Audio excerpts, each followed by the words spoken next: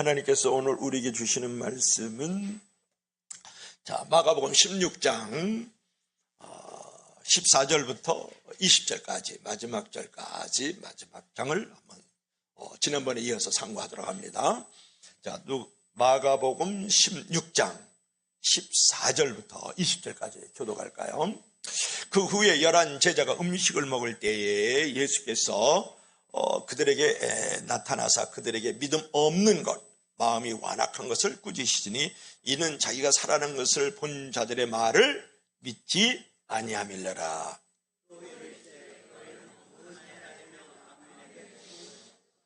믿고 세례를 받는 사람은 구원을 얻을 것이요 믿지 않는 사람은 정죄를 받으리라.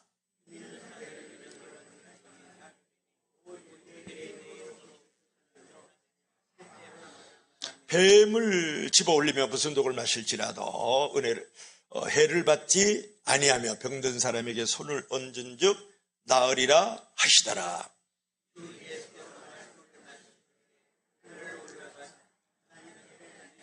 우리 다 같이 제자들이 나가 두루 전파할세 주께서 함께 역사하사 그 따르는 표적으로 말씀을 확실히 증언하시니라. 아멘. 기도합시다. 주 하나님 아버지, 오늘도 부활 두 번째 주일을 맞이하면서 하나님의 은혜의 말씀을 나눌 때에 하나님의 은혜를 체험하게 하시고 또 순종함으로 또 직인의 사명을 감당하기로 결단하는 귀한 시간이 될 수 있도록 성령께서 저들의 마음을 사로잡아 주시기를 원합니다. 예수님 이름으로 기도합나이다. 아멘. 사진을 한번 보면 이제 세 여인이 지금 바위르판 무덤에 나아가서 지금 천사를 만나고 있는 장면을 볼 수 있죠. 여러분, 안식 후 첫날 이른 새벽에 아주 어둑어둑하고 을씨년스럽고 찬바람의 기울이 맴돌고 있는 그 무덤 동산을 이 세 여인이 막달라 마리아, 그리고 작은 야고보와 요셉의 어머니 마리아와 그다음에 살로메가 지금 무덤 동산에 올라가고 있었다고. 그 이유는 간단해요. 예수님께서 지금 바위에 판 무덤에 그 시체가 있기 때문에 향품을 갖고 가서 예수님의 시체에 향유를 발라주기를 원했던 거예요. 그래서 이런 새벽에 미명에 그 예수님이 계시는 그 바위로 판 그 무덤에 올라갔더니 장정 4-5명이 움직여야 될 돌문이 옮겨져 있는 거예요. 그리고 그 동굴 안에는 어둑어둑할 뿐이에요.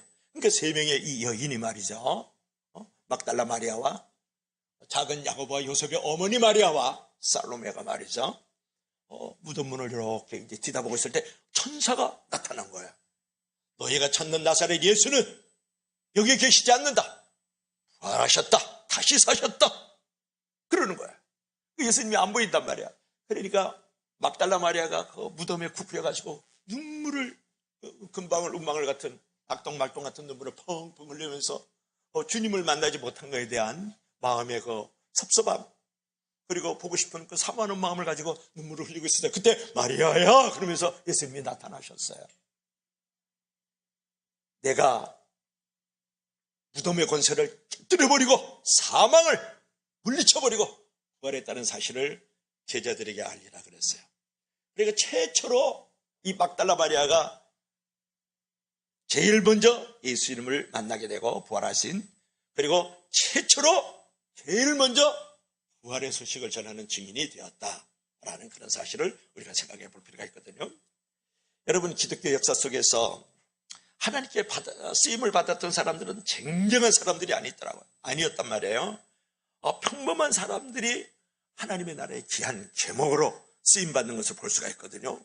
지식이 있고 학문이 있어서 하나님 앞에 쓰임받은 게 아니고, 높은 지위와 신분이 있어서 하나님 앞에 쓰임받는 것이 아니고, 목사님처럼 이렇게 얼굴이 잘생기고 건강한 사람이 하나님 앞에 쓰임받는 것이 아니라는 거예요. 하나님의 나라는 평범한 사람들이 이루어놓은 비범한 역사라고 여러분 생각을 해야 됩니다. 여러분의 링컨이 여기에 대해서 아주 비슷한 이야기를 했다는 거 여러분 아세요? 나는 하나님이 대단히 평범한 사람을 좋아한다고 생각한다. 왜냐하면 하나님은 세상에 평범한 사람들을 가장 많이 만들어 놓았기 때문이다. 그 유명한 말이에요. 여러분, 부활하신 주님께서 누구에게 나타나셨냐는 거예요. 누구에게 복음을 부탁하셨냐는 거예요. 부활하신 주님께서 제일 먼저 나타내 보여준 사람은 누구였느냐가 여러분 매우 중요하지 않습니까? 제가 만약에 부활하신 예수님이라 그러면 말이죠, 제일 먼저 제자 중에 제자, 그죠? 수제자 베드로나 또는 야고보, 요한에게 나타났을 거예요. 그런데 오늘 이제 본문을 볼 것 같으면요, 수제자 베드로에게 예수님께서 나타난 것이 아니고 이제 제일 먼저 나타난 사람은 누구예요? 막달라 마리아에게 제일 먼저 나타내 보여주었다. 여러분 9절 한번 읽어봐요. 자, 9절 한번 읽어볼까요? 시작. 예수께서 안식 후 첫날 이른 아침에 살아나신 후에 전에 7 귀신을 쫓아내어 주시는 막달라 마리아에게 먼저 보여주셨다. 베드로에게, 그리고 많은 제자들과 많은 군중들에게 먼저 예수님께서 부활하신 당신의 모습을 보여주지 않았다고요. 누구에게요? 막달라 마리아에게 먼저 최초로 보여주시고 증인되는 역사를 이루도록 만들어 가셨던 것을 우리가 생각해 볼 수 있거든요. 여러분, 먼저 보여주셨다는 이 대목이 중요한 거예요. 누구에게 먼저 보이셨다고요? 제일 먼저 부활하신 주님이 자신을 보여주신 대상은 막달라 마리아였단 말이에요.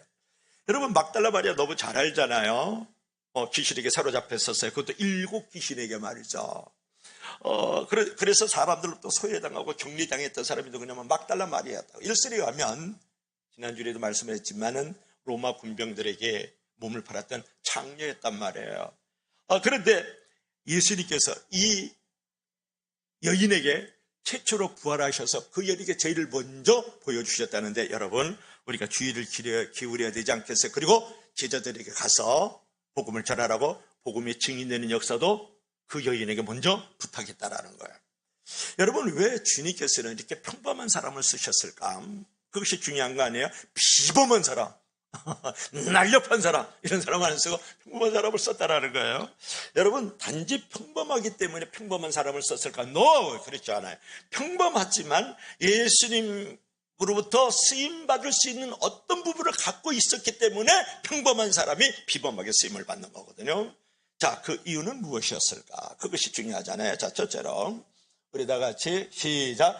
은혜를 체험한 사람들. 그러니까 평범한 사람을 부활하신 예수님께서 쓰시는 것은 은혜를 체험한 사람들을 평범 그 이상으로 쓰신다는 사실이에요.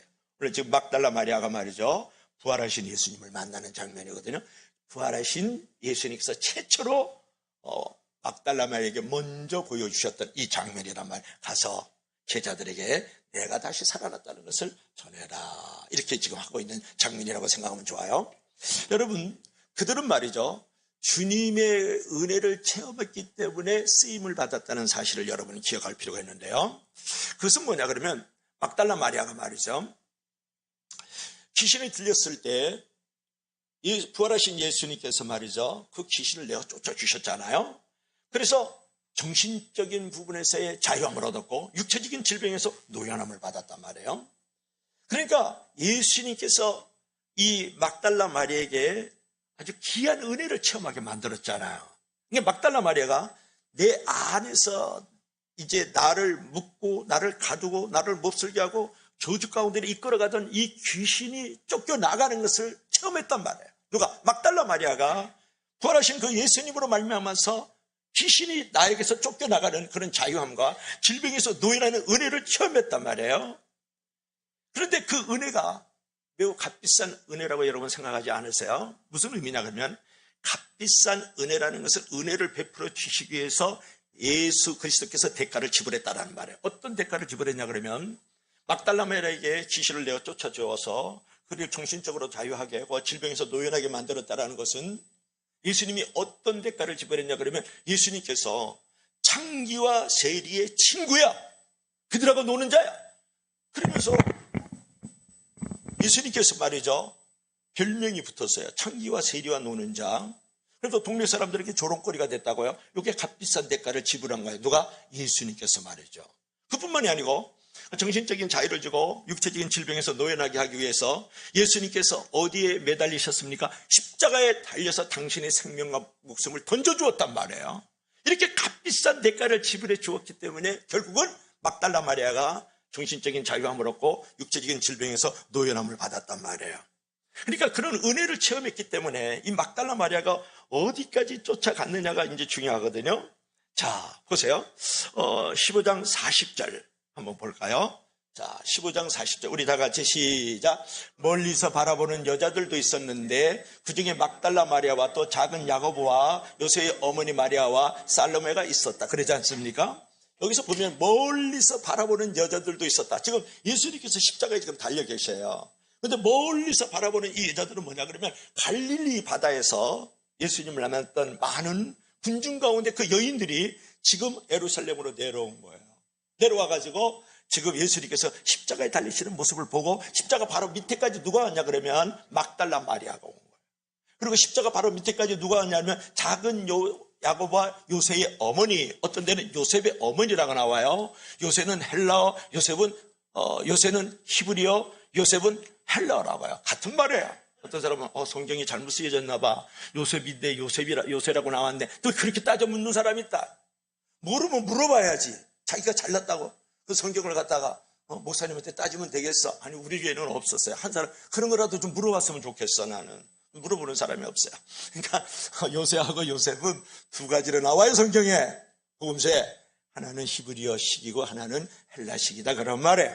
그러니까 작은 야고보와 요셉의 어머니 마리아가 그다음에 살로메하고 이 세 여인이 십자가 밑에까지 쫓아 이제 십자가의 길을 따라갔단 말이에요. 누구를? 예수님을. 왜? 예수님으로부터 내가 은혜를 체험했잖아요. 정신적인 자유함과 평안을 누렸을 뿐만 아니라 육체적인 질병에서 노인하고 죽은 자를 살리는 것들을 경험하고 말이죠. 없는 자를 있게 만들고 안전병을 이렇게 세우고 가난하고 소외된 자의 친구되는 그런 은혜들을 너무 경험했기 때문에 십자가 밑에까지 쫓아간 거예요.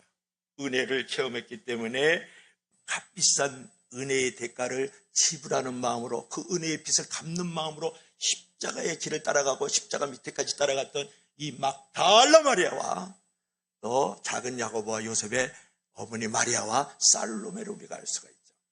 그런데 여러분 그 살로메가 누군지 아세요? 내 아들들을 말이죠. 자의정 우의정 시켜주세요. 야고보와 요한의 어머니예요. 사실은 말이죠.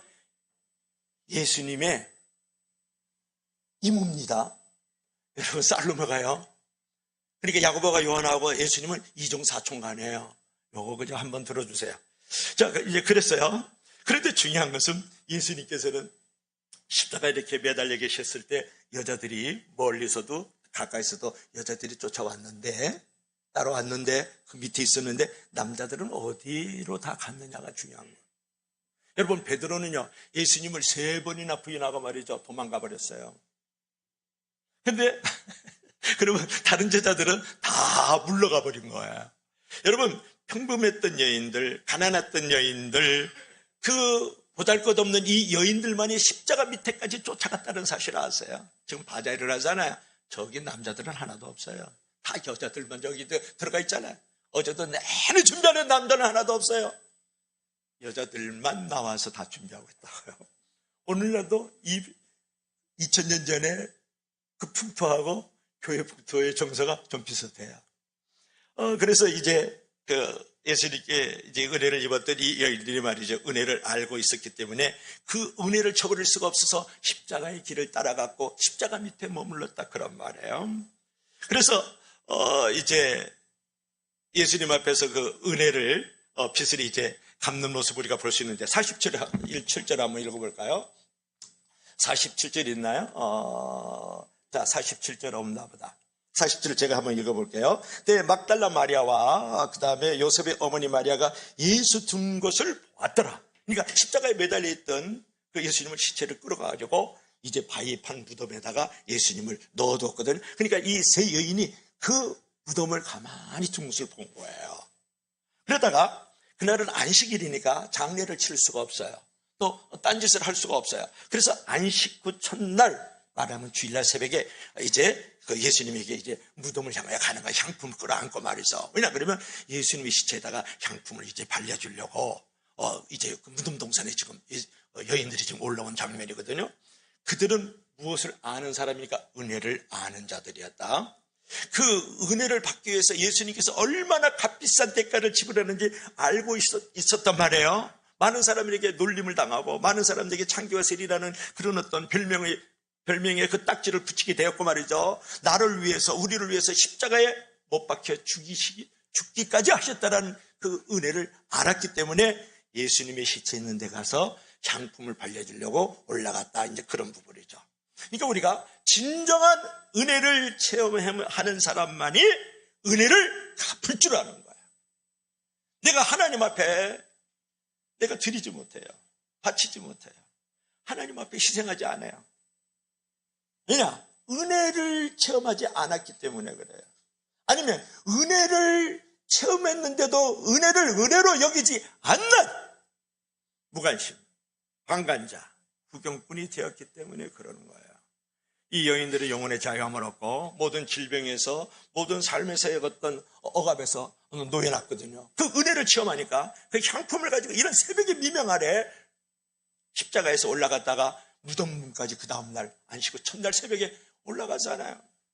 여러분, 이게 은혜를 갚는, 은혜를 체험했던 이 여인들의 그 자랑스러운 모습, 사랑스러운 모습이라고 생각하지 않습니까? 여러분, 누구도 은혜를 체험하지 않고는 예수 그리스도의 부활의 증인이 될 수가 없어요.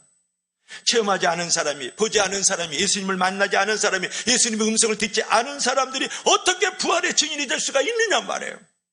어떻게 은혜를 받지 않은 사람이 은혜를 갚아갈 수가 있겠느냐 말이에요. 내가 그런 존재가 되지 않고 있습니까? 당신이 은혜를 받지 않고 있기 때문에, 은혜를 받았음에도 불구하고 은혜를 거역하고 있고 은혜를 방관하고 있고 은혜의 구경꾼이 되고 있는 거예요. 그래서 십자가의 길을 걸어가지 않고 십자가 밑에 머물지 않는 거예요. 그리고 예수님께서 머무시는 그 무덤문을 향하여 올라가는 성김이 없는 거예요. 은혜를 갚을 마음이 없는 것을. 그래서 여러분 이 여인들은 예수님의 은혜를 체험했기 때문에 평범한 여인들로서 부활의 증인의 자리까지 올라가게 되었다. 그런 것이에요. 자, 두 번째로는 우리가 평범한 사람을 하나님이 쓰실까요? 아니요. 평범하지만 하나님께서 쓰실 수밖에 없는 두 번째, 첫 번째는 은혜를 체험한 사람을 하나님께서 평범하지만 쓰신다는 것. 두 번째로는 시작, 순종을 체험한 사람들을 쓰신다. 자, 다시 한번 시작, 순종을 체험한 사람을 쓰다. 예수님께서 이 막달라 마리에게 너는 가서 제자들에게, 많은 사람들에게 내가 살아났다는 것을 전하라. 이렇게 지금 얘기하고 있는 거거든요. 자, 한번 성경 한번 읽어볼까요? 우리 다 같이 시작. 여자들이 몹시 놀라 떨며 나와 무덤에서 도망하고 무서워하여 아무에게도 아무 말도 못하더라.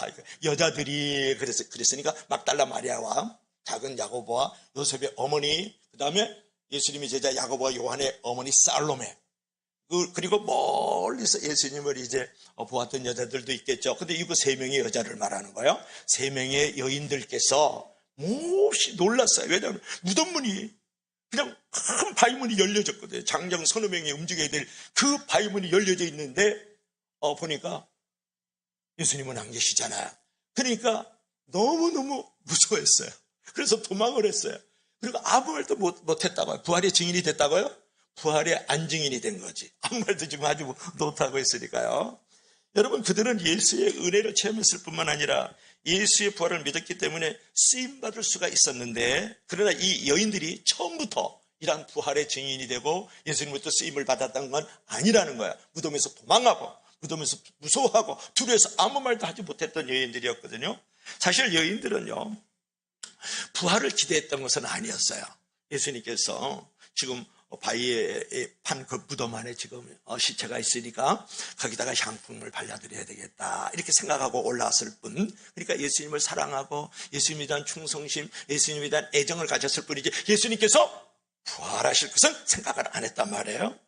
그냥 향유를 좀 발려드리려고 지금 무덤 이제 바위에 이제 찾아온 거란 말이에요.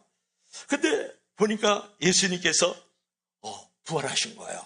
그러니까 너무 무서워하고 너무 두려워하고 아무 말도 못하고 두려워 떨고 있었단 말이에요. 여러분, 여기서 어떤 부분을 우리가 이제 생각할 수 있냐 그러면, 처음에 엄청난 놀라운 사건을 이 세 여인들이 이제 경험을 했는데 놀라고 두려워했잖아요. 그리고 어쩔 줄 몰라 했잖아. 거기서 그치지 않았다는 거예요. 여기서 무서워하고 또 두려워하고 도망가고 어쩔 줄 몰라 한 것으로 끝나지 않았다라는 거예요. 거기서 그치지 않고 놀랍고 두려웠음에도 불구하고, 그죠? 막달라 마리아가 어떤 모양을 보였느냐면 10절에 보니까 10절이 있을 거예요. 한번 볼까요? 시작. 마리아가 가서 예수와 함께 든 사람들이 슬퍼하며 울고 있는 중에 이 일을 알림해. 그러니까 마리아가 갔어요. 누구에게? 예수님을 따르던 제자들과 그 무리들에게 지금 찾아간 거거든요. 그들이 왜 울고 있어요? 십자가에 달려 죽어서 무덤에 들어간 것을 보니까 너무 자기들의 신세도 한탄스럽고, 내가 이렇게 존경하고 따르던 예수님께서 이제 죽으셨다는 사실 때문에 지금 슬픔과 절망 가운데 지금 머물고 있단 말이에요. 그때 마리아가 갔다, 그런 말이에요. 여러분, 무서워하고 두려움으로 어쩔 줄 몰라 끝났던 마리아가 아니고, 막달라 마리아가 그 제자들에게, 그 무리들에게 지금 찾아가서 이제 가가지고 알렸다. 무엇을 알렸어요? 예수님께서 여기 계시지 않고 부활하셔서 갈릴리 바다에서 우리를 기다리고 있어 라고 전하고 있는 거예요.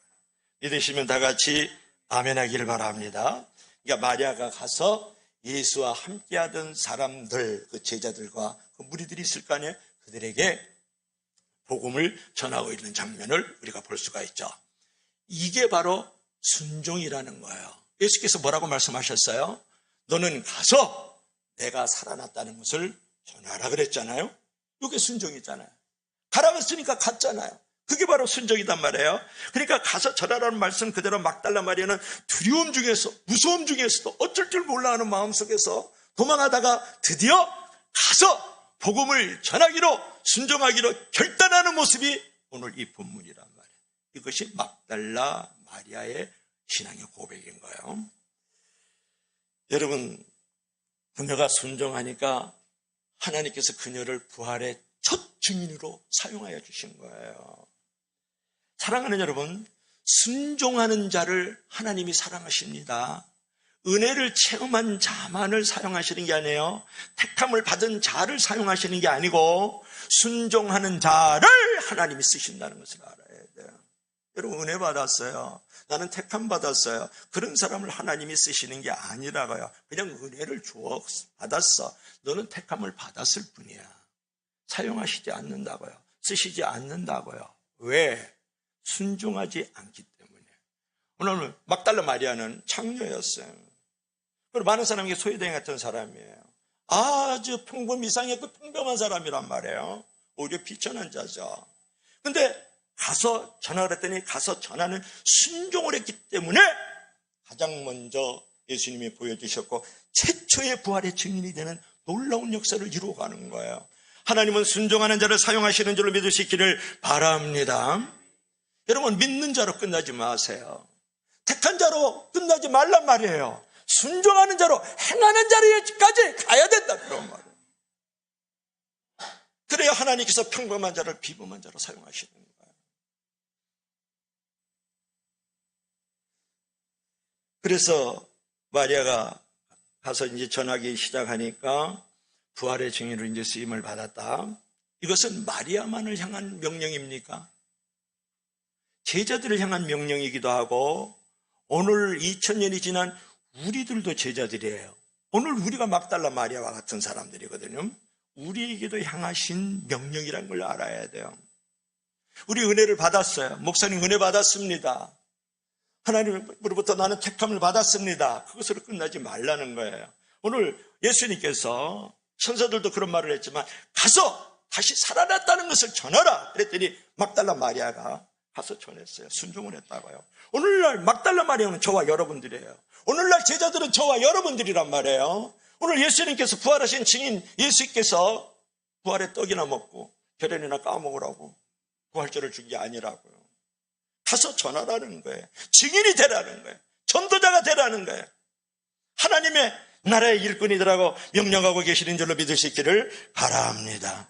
막달라 마리아와 제자들에게 가서 전하라고 명령하셨던, 오늘도 우리에게 전하라고 명령하고 계시단 말이에요. 그러면 우리가 해야 될 일은 뭡니까? 순종해야 되는 거예요. 내 은혜를 체험했어요. 내가 택함 받은 것으로서 여러분, 내 대단원의 인생의 막을 내리면 안 돼요. 거기서 신앙의 마침표를 찍으면 안 된다고요. 막달라 마리아가 가서 전했던 것처럼 여러분의 부활의 증인이 되기를 주의 이름으로 간절히 부탁합니다. 자, 세 번째로는 하나님은 순종하는 자를 평범 이상의 그 비범한 자로 사용하신다는 거고, 우리 다 같이 시작. 표적을 체험한 사람들, 이렇게 제자들 또 여인도 있네요, 그죠? 부활하신 예수님을 이제 만나고 있는 그런 장면인데요. 자, 우리가 잘 아는 본문이 나옵니다. 자, 마가복음 16장 15절 우리 다 같이 한번 읽어볼까요? 우리 다음 성경 구절 시작. 또 너희 이르시되 너희는 온 천하에 다니며 만민에게 복음을 전파하라. 또 있는가? 성경 구절 시작. 믿는 자들에게는 이런 표적이 따르리니 곧 그들이 내 이름으로 귀신을 쫓아내고 새 병환을 말하며 뱀을 집어올리며 무슨 독을 마실지라도 해를 받지 않으며 병든 사람에게 손을 얹은즉 나으리라 하시더라. 자, 시작. 주 예수께서 말씀을 마치신 후에 하늘로 올려지사 하나님 우편에 앉으시니라. 20절도 있어요. 시작. 제자들이 나가 두루 전파할세 주께서 함께 역사하사 그 따르는 표적으로 말씀을 확실히 증언하니라. 자, 15절 한번 보여줘봐요. 15절 보면은 또 예수께서 너희는 온 천하에 다니며 만민에게 복음을 전파라고 말씀했거든요.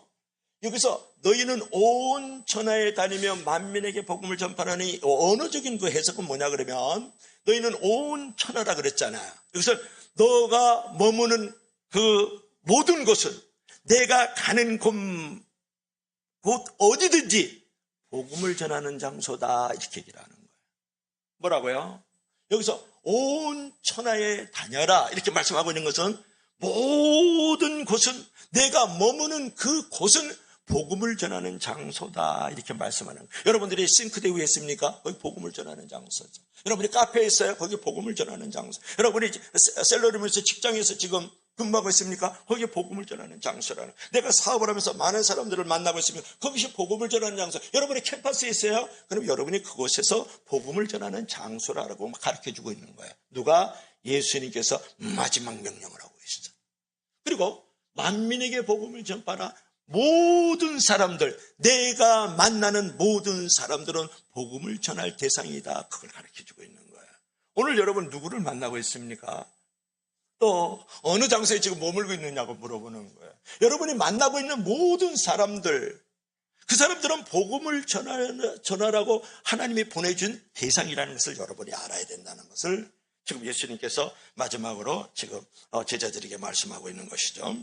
그런데 너희는 온천에 다니며 만민에게 복음을 전파라 그랬을 때 그냥 보내시지 않는 거예요. 예를 들면 우리가 전쟁을 하러 군인들을 앞으로 돌격 그러면 무엇을 줍니까? 수리탄도 주고 기관총도 주고 그죠? 탱크도 주고 그러잖아요. 싸울 수 있는 무기를 주는데, 자 한번 보세요. 자 17절 한번 읽어봐요. 자 시작. 믿는 자들에게는 이런 표적이 따르니 그들이 내 이름으로 귀신을 쫓아내고 새 방언을 말하고, 그 다음에 18절에 뱀을 집어올리며 무슨 독을 마실지라도 해를 받지 않으며 병든 사람에게 손을 얹은 즉 나으리라. 그러니까 우리들이 천하 만민 모든 사람들에게 복음을 전하려고 우리가 이제 은혜를 체험한 사람으로서 순종하며 나가기 시작을 하면 하나님께서 우리에게 무기를 주신다는 거예요. 귀신들을 내 이름으로 쫓아낼 수 있을 거야. 그리고 새 방언을 말하기 시작을 하고 뱀을 집어 올리고 무슨 독을 마실지라도 해를 받지 않고 병든 자에게 손을 얹으면 나을 것이다. 이렇게 증인된 사람들에게, 순종하며 나아가는 자들에게 하나님께서 무기를 허락하여 주시는 줄을 믿으시기를 바랍니다. 이런 놀라운 표적을 허락하여 주시겠다고 약속하셨잖아요. 그러니까 여러분들이 은혜를 체험했습니까? 그러면 나아가서 우리 집이든 뭐 직장이든 뭐 동네든 간에 내가 증인의 사명을 이루기 위해서 나가면 하나님께서 오늘도 예수 그리스도 이름으로 귀신을 쫓아내주고 말이죠. 새 방언을 말하게 할 뿐만 아니라 또 뱀을 집고 무슨 독을 마실지라도 해를 받지 않고 그 다음에 병든 자에게 손을 얹은 즉 낫게 되는 놀라운 역사를 허락하여 주시는 줄을 믿으시기를 바랍니다. 그런데 여기서 보면은 17절 한번 보여줘봐요. 17절 보면 네 가지 표적을 증인된 사명을 감당하는 자에게 허락하여 주신다고 말씀했는데 내 이름으로 귀신을 쫓아내며 이렇게 말씀을 했거든요. 여러분 오늘날 귀신들은 말이죠, 여기 뿔을 이렇게 달고 삼지창을 이렇게 들고 검은 망토를 뒤집어 쓰고 우리 가운데 절대 안 옵니다. 너무 멋있는 모습으로 다가와요. 쇼츠 프로그램을 찾아오는 거야. 그죠? 그 1분짜리, 2분짜리 쇼츠에 빠져가지고 30분 한 시간 뚝딱 지나가잖아요. 그리고 거기에 내가 노예가 돼가지고 거기에 나의 생각이 마귀적으로 세상적으로 변화를 가져오게 하잖아요. 그리고 잘못된 취미 생활들, 못된 습관들, 나쁜 생각들로 계속 멋있는 모습으로, 여인의 모습으로, 돈의 모습으로 변장을 해가지고 찾아오고 있다고요.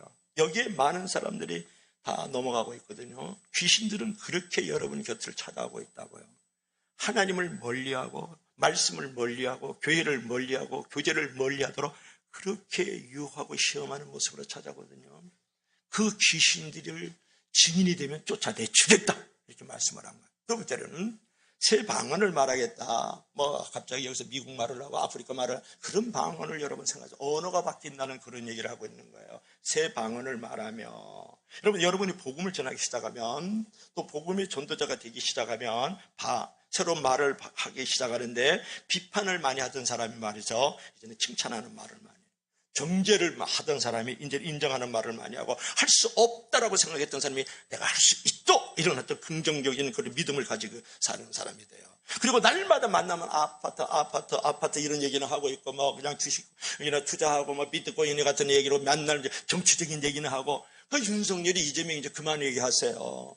기도만 하고 끝장내세요. 왜 그런 데서 열불 내세요? 내가 복음으로 해서 열불 낸 적 있어요? 내가 교회의 영광을 위해서 내가 열불 낸 적이 있느냐 말이에요. 왜 그런 정치인들에게 열불 내세요? 그래봐야 감정 상하고요.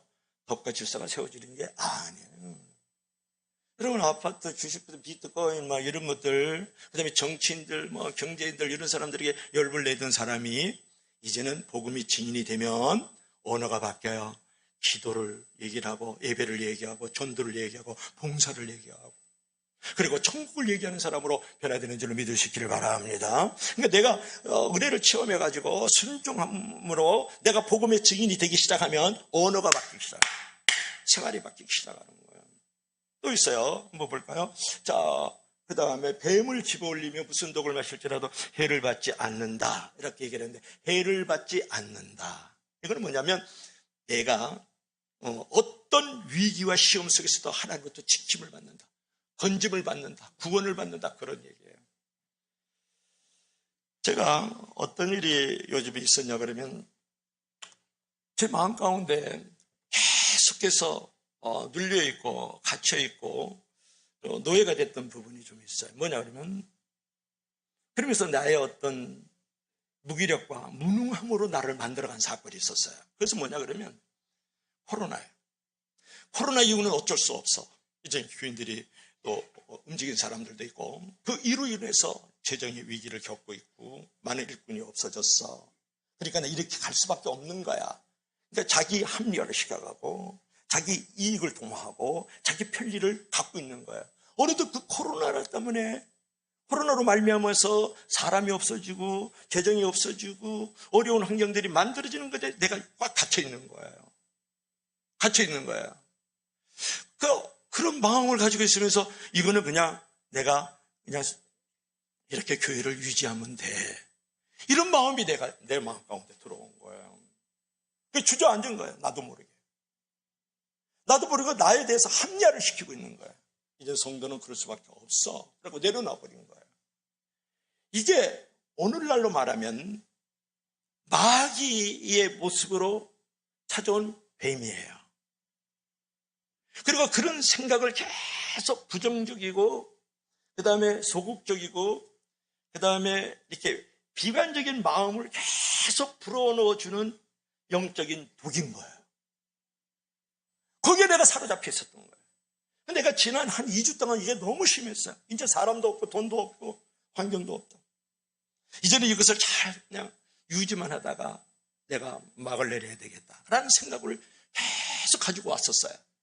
그런데 갑자기 한 2주 전서부터 이 마음을 바꿔야 되겠다는 생각이 변환이 들어오는 거예요. 그러면 물이 변화에 포도주 된 거는 소설이냐? 내 배 오른편에다 그물을 내려 그랬을 때 153마리 물고기가 잡히는 거, 국물이 찢어지도록 잡히는 것은 그거는 무슨 동화냐? 여리고성이 무너진 거는 장난질한 거냐 그게? 애들이 속장난한 거야?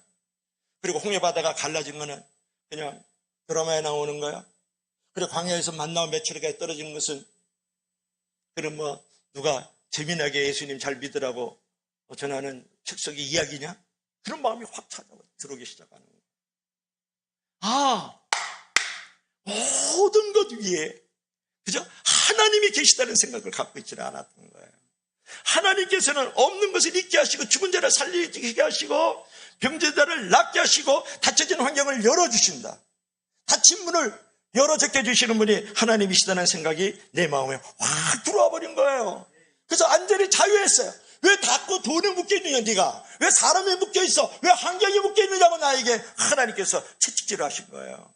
그렇다 하나님만이 내가 모든 것을 할 때 사람이 없지 하나님이 사람을 공급해 주셔. 너는 재정이 없지 하나님께서 재정을 그리스도 예수 안에서 체험을 주실 거야.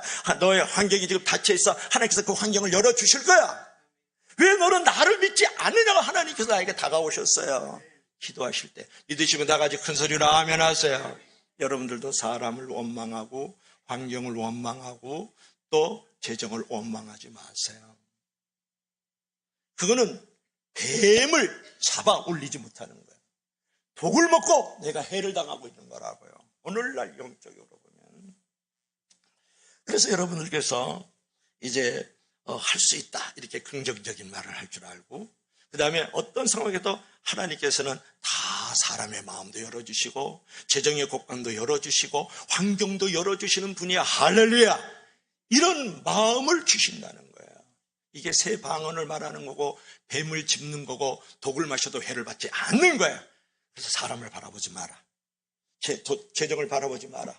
환경을 바라보지 말고 나를 바라보라. 하나님께서 말씀하셨다고요. 내가 선포하는 거예요. 여러분 사람을 보고 세상을 보고 환경을 보고 돈을 바라보면 원망스러워요. 불평이 나오는 거예요. 그리고 늘 나는 작아 보이고 위축돼 보이고. 믿으시면 다 같이 아멘 하시기 바랍니다. 그 병든 자에게 손을 얹은 적 나으리라 그렇게 말씀했죠. 이 얘기는 뭐냐 그러면 진짜 병든 자에게 손을 얹어도 낫지만 인간관계가 회복이 되고 가정이 회복이 되어지고 하나님 감격이 회복이 되고 모든 동네 사람들과도 회복이 된다 그런 말이에요. 나아진다 그런 말이에요. 그래서 여러분 하나님이 우리에게 은혜를 체험하게 한 다음에는 그 다음에 복음의 증인이 되길 원해요. 그러면 강호 담대하게 순종하는 믿음으로 가게 되면 놀라우게 하나님께서 이런 표적을 주신다는 거예요. 자 보세요. 자 우리 20절 한번 볼까요? 20절 20절 시작. 제자들이 나가 두루 전파할세 주께서 함께 역사하사 그 따르는 표적으로 말씀을 확실히 증언하세요. 난 이게 오늘 새벽에 아침에 와가지고 한 2시간을 기도를 했어요. 오늘 기도를 좀 많이 하고 싶었어요. 8시 반까지 왔었어요. 와가지고 이제 10시 한 10분, 20분까지 기도를 했습니다. 이 말씀을 계속 하나님이 주시는 거예요. 만도가, 너네 성도들이 나가서 두루 복음의 증인이 돼. 그러면 누가 한다고요? 부활하신 하나님께서, 예수님께서 함께 역사하실 거야. 그러면서 그분께서 그 따르는 표적으로 말씀을 확실히 증언하도록 하실 거야. 증인이 될 수 있도록 확실히 만들어 주실 거야. 무엇으로? 표적과 기적으로. 너무 은혜스럽잖아요. 나는 아무것도 가진 게 없어요. 나는 아무것도 누릴 수 있는 게 없지만 그럼에도 불구하고 내가 하나님의 은혜를 체험한 자로서 순종함으로 나가서 내가 증인의 역할을 감당할 때 제자들이 나가 두루 전파할 때 그때 누가 함께 한다고요?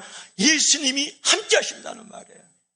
그래서 그 따르는 표적으로 뭐라고요? 그분이 따르는 표적으로 따르는 기적으로 복음이 될 수 있도록 확실히 증거해 주시겠다는 거예요. 여러분 왜 돈 때문에 전도 못한다고 하세요? 왜 사람 때문에 전도 못한다고 하세요? 왜 환경 때문에 전도 못한다고 하세요?